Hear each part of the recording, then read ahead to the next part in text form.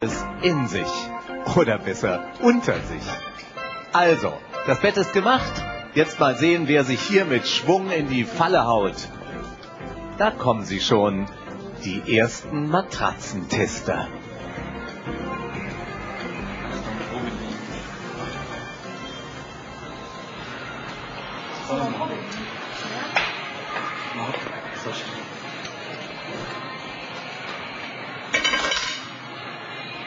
Soll ich darüber liegen?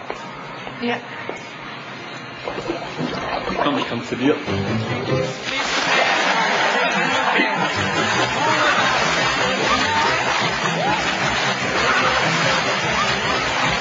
Hallo.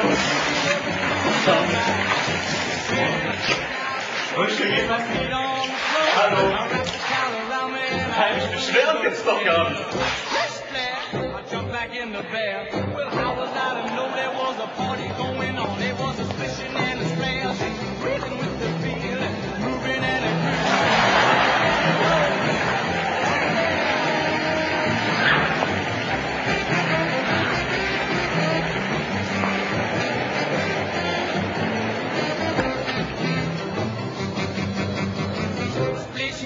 I was taking a bath long about a Saturday night.